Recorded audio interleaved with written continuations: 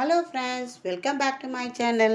நம்ம என்ன பார்க்க போகிறோன்னா, இன்றைக்கி கருவேப்பிலை பொடி எப்படி செய்யலான்னு பார்க்கலாங்க. இந்த மாதிரி கருவேப்பிலை பொடி நம்ம அரைச்சி நம்ம சேஃப்டி பண்ணி நமக்கு எப்போ தேவையோ நம்ம அதை பயன்படுத்திக்கலாம்.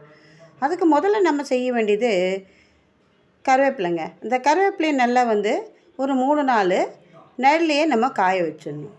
அப்போ தான் நமக்கு கருவேப்பிலை நல்ல ஒரு ஃப்ரெஷ்ஷான ஒரு கருவேப்பிலை பொடி நமக்கு கிடைக்கும்.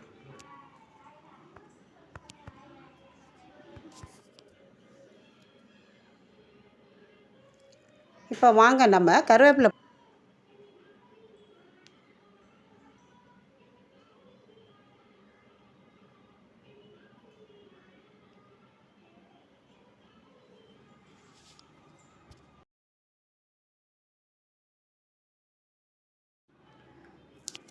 இப்போ நம்ம கருவேப்பிலை பொடி நம்ம தயார் பண்ணலாம்.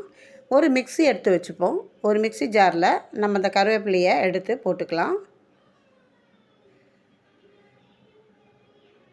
அது ஃபுல்லாகவே போட்டுக்கலாம். கருவேப்பிலையை நம்ம உணவில் சேர்த்துக்கிறதுனால நமக்கு நிறைய நன்மைகள் கிடைக்குங்க. கருவேப்பிலை சாப்பிட்டோம்னா நமக்கு நல்ல முடி வளர்ச்சியும் இருக்கும். நமக்கு வேண்டிய சத்துக்களும் கொடுக்கக்கூடியது இந்த கருவேப்பிலை. அதனால் இந்த கருவேப்பிலை பொடியை நம்ம உணவில் சேர்த்துக்கிறது மிக மிக நல்லதுங்க. இப்போ கருவேப்பிலையை எடுத்து நம்ம அந்த மிக்ஸி ஜாரில் நம்ம ஃபில் பண்ணிக்கலாம்.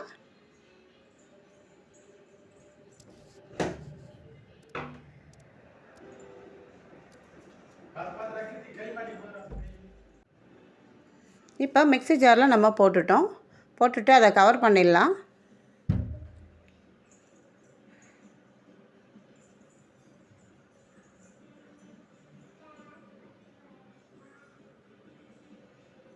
இப்போ அரைக்கலாம்.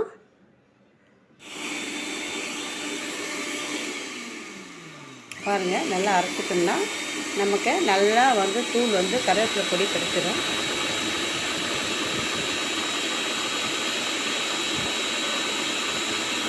நான் நிறைய கருவேப்பிலை காய வச்சுங்க. அதனால் ஒரு 2-3 தடவை நான் அரைக்க வேண்டியது இருக்குது. அதனால் இந்த கருவேப்பிலையை நம்ம இப்போ அரைச்சாச்சு. இப்போ அரைச்சதை ஒரு தட்டு எடுத்து வச்சு ஒரு ஜல்லடை எடுத்து வச்சு நம்ம ஜலிச்சுக்கலாம். பாருங்கள், இப்போ பாருங்கள், கருவேப்பிலை மிக்ஸி ஜாரில் போட்டு அரைச்சாச்சு. இப்போ இதை எடுத்து நம்ம ஜலிச்சுக்கலாம். ஜலிச்சா தான் உங்களுக்கு தூள் உங்களுக்கு அது சூப்பராக இருக்கும். இப்போ நல்லா ஜலிச்சிட்டு நம்ம எடுத்துக்கலாம்.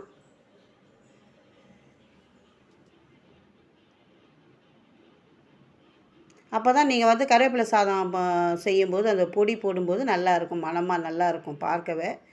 மேலே இருக்கிற அந்த திப்பிக்கெல்லாம் நம்ம தாளிக்க கூட வச்சுக்கலாம். இப்போ ஒரு குழம்பு தாளிக்கிறோன்னா இது எடுத்து போட்டுக்கலாம். மேலே இருக்குது பார்த்தீங்களா, அந்த வடிகட்டினது. அது இந்த மாதிரி நிறைய நான் ஒரு பாக்ஸ் ஃபுல்லாக வச்சுருக்கேன் அந்த கருவேப்பிலை.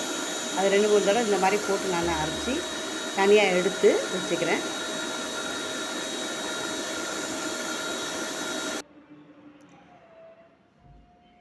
இப்போ பாருங்கள், அதுவும் தயாராகிடுச்சு. இப்போ அதையும் ஜலிச்சுக்கலாம். ஜலிச்சு எப்படி சேஃப்டி பண்ணலான்றதை நம்ம பார்க்கலாம்.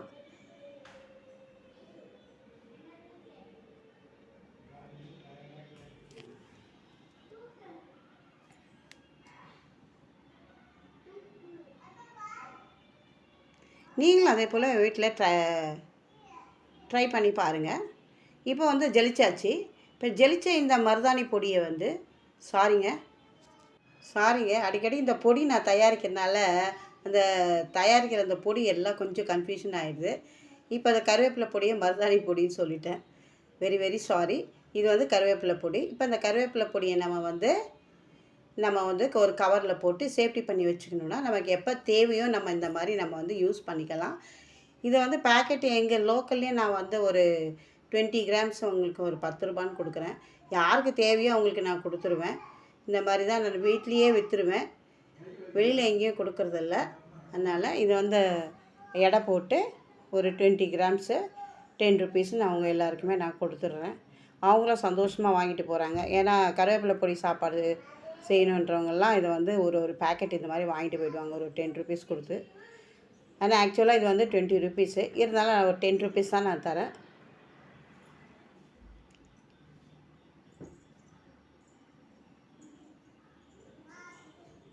நீங்களும் இந்த மாதிரி கருவேப்பிலையை பறித்து 3 நாள் நிழல்லையே காய வச்சு அதை அரைச்சி நீங்கள் குழந்தைங்களுக்கு உடனே சாப்பாடு செய்து கொடுக்கணுன்னா இந்த கருவேப்பிலை எண்ணெய் கடுகுலாம் போட்டு இந்த கருவேப்பிலை போட்டு கொஞ்சம் ஒரு பெரட்டு பெரட்டி கொடுத்தீங்கன்னா குழந்தைங்க நல்லா கம வாசனையோடு சாப்பிட்ருவாங்க.